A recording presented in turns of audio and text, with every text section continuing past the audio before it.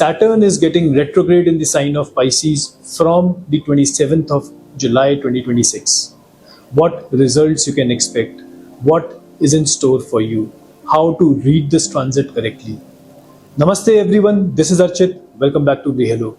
Today we will be discussing about the retrogression of Saturn in your chart and what all results you can expect. How to read this transit correctly. Let us try and discover everything in detail about this transit. So stay tuned till the end, a lot is coming your way. First of all, let me tell you the prominent dates on which the Saturn will remain retrograde. It starts from the 27th of July and it will remain retrograde till the 11th of December 2026. In this entire period, Saturn is becoming retrograde in the nakshatra of Revati. It will fall back to Uttar Bhadrapada, then again it will continue its journey through Revati into the sign of Aries in Ashwini Nakshatra. So the most important thing everybody watching this video need to remember is this transit will not affect all the people with the same intensity. It might not mean anything to you, but if you have a prominent Saturn, it would mean a world to you. Now, what do I mean by prominent Saturn and how exactly will you check if you have a prominent Saturn in your chart or not? There are very simple ways. You need to check if Saturn is your highest degree planet or your lowest degree planet, either your Atma Karaka or your Dara Karaka. If Saturn holds these two positions, that means you have a prominent Saturn in your chart. Second, you need to check whether you are running the Mahadasha or the Antardasha of Saturn. If that is the case, that means Saturn will give you prominent results, and especially this retrogression of Saturn will be felt.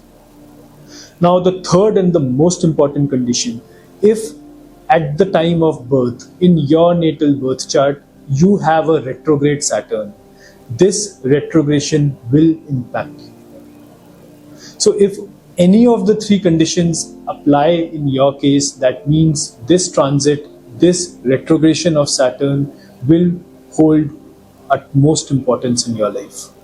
Now, how to check whether this transit of Saturn will end up giving you good results or not?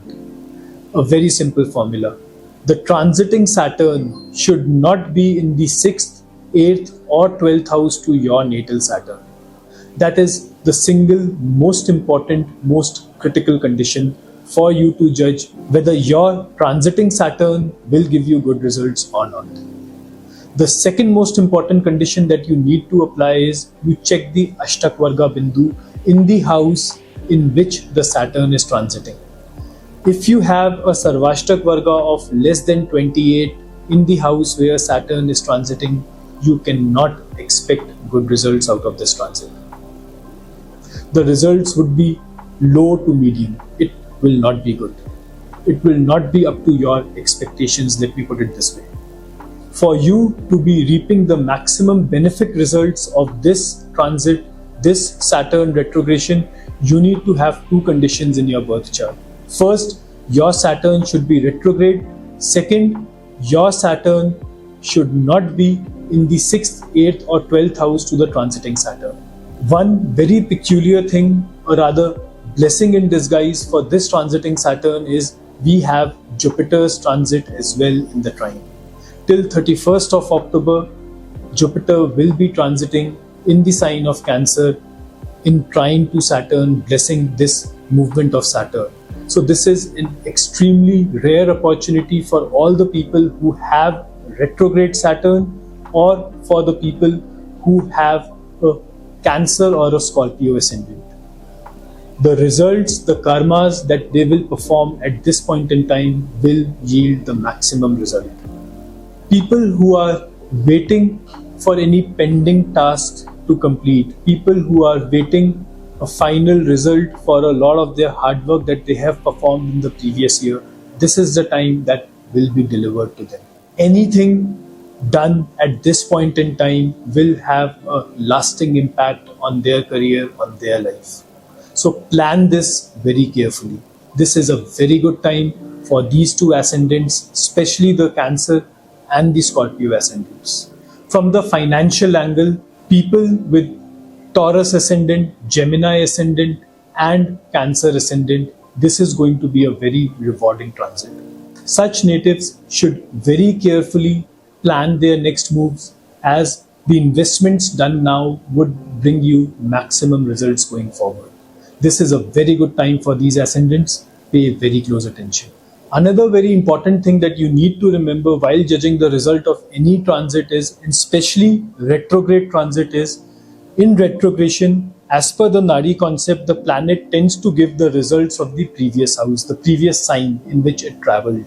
So in this case, people will prominently feel the results of Aquarius sign as well. All the pending tasks that you could not perform or you could not finish earlier when Saturn was there in the sign of Aquarius, this is the time you should continue forward with those tasks. They will give you maximum reward. The thing that you should be maximum careful about in this transit is never fall prey of the schemes like get rich quick schemes, ways to earn money quickly, anything that gives you a shortcut to name, fame, victory in any profession, in any act that you do. You should never take shortcuts. This is a transit that would lure you into taking shortcuts to climb up the social ladder. You are guaranteed to lose money if you fall prey for this. There is no shortcut to hard work. This applies to everyone, every living being. From the health point of view, especially people having Libra ascendant and Leo ascendant, they need to pay special attention to this transit. They are the most susceptible to developing a chronic illness or a prolonged knee or a joint pain. They should watch out for these symptoms. They should get their health checked up very thoroughly during this transit, because this will not end up well for most of the people who have a prominent Saturn in their chart. Be extremely careful. I am not going in detail about every ascendant, because the placement of natal Jupiter and natal Saturn in your horoscope plays a very vital role. Hence, I will be keeping this restricted to the main points that I felt are the most important to convey. And also, since I have given you out the formula of how to read a transit correctly, you can very well apply the same in your charts and come up with excellent results. I hope this video was helpful. Thank you so much for watching. Over to the next one. Bye-bye.